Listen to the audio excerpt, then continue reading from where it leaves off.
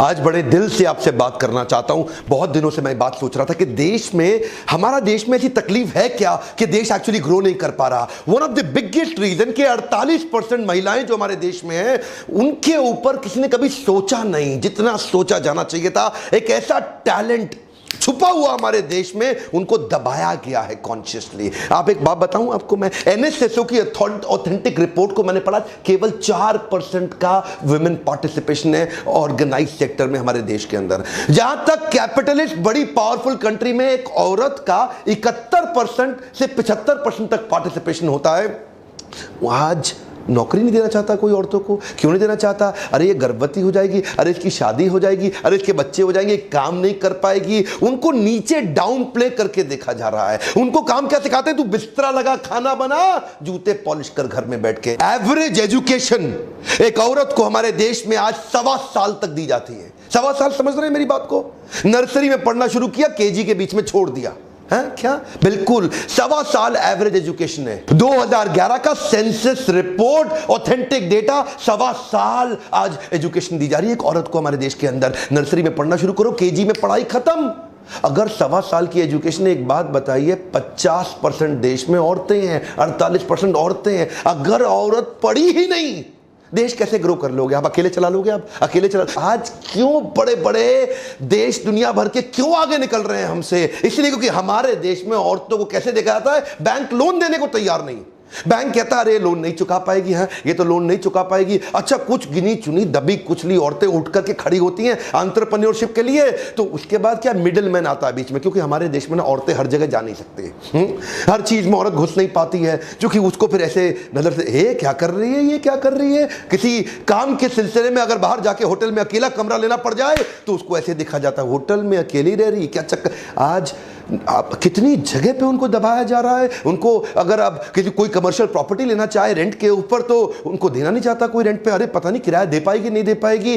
Support के मामले में आज औरत को नीच रूप में देखा जा रहा है। अरे नीच देखने वालों, आप अपने देश, अपने घर को नीच कर रहे हो उस समय। क्यों? क्योंकि ना तो देश आगे बढ़ रहा है, ना आपका परिवार आगे बढ़ रहा है। मानसिकता की दिक्कत है। वर्ल्ड बैंक की 2017 की रिपोर्ट के हिसाब से भारत इकोसिस्टम एग्जिस्ट ही नहीं करता औरतों को पनपने के लिए। यहां पे तो औरतों को दबाया जा। मैटरनल मोर्टेलिटी रेट पृथ्वी पे सबसे ज्यादा है भारत के अंदर। आप जानते हैं 131 देशों में भारत की रैंक 120वीं है वुमेन वर्कफोर्स में। औरत को सोचा जाता है ये काम करने लायक ही नहीं है, जबकि इसी देश ने नैना लाल की दुआई दी थी। I am chairman India and director HSBC Asia Pacific.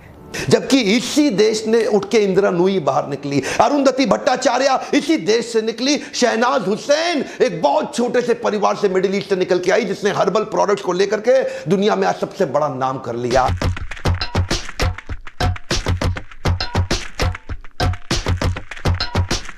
इसी देश की लड़की है कल्पना सरोज।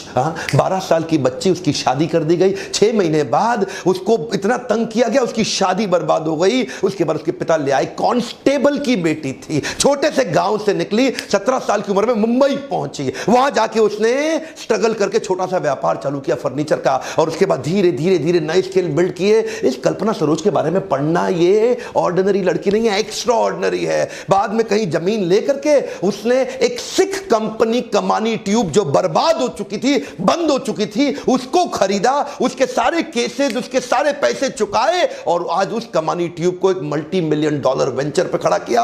आप देख रहे हैं, ये यही हमारे देश की लड़कियां इतना पोटेंशियल लेके बैठी हैं। इमोशन और पैशन की स्ट्रेंथ औरतों में पुरुषों के मुकाबले ज्यादा होती है, जिसके कारण उनका टॉलरेंस लेवल बढ़ जाता है, फेलियर को सहने की क्षमता बढ़ जाती है। देखो भाई, समझने की बात यह है कि पाकिस्तान की वो लड़की छोटी सी 12 साल की 3 गोलियां खाई सर में। क्या कह रही थी कि पढ़ने दो यार, क्या कह रही? पढ़ने दो, पढ़ने दो। क्या डिमांड कर रहे हैं? कुछ नहीं कह रहे, पढ़ने दो, इनकरेज करो, उत्साह बढ़ाओ। ये लड़की आपके परिवार और आपके अगले परिवार, 2 परिवार को सुख देगी। बेटा आपका एक परिवार को सुख देगा।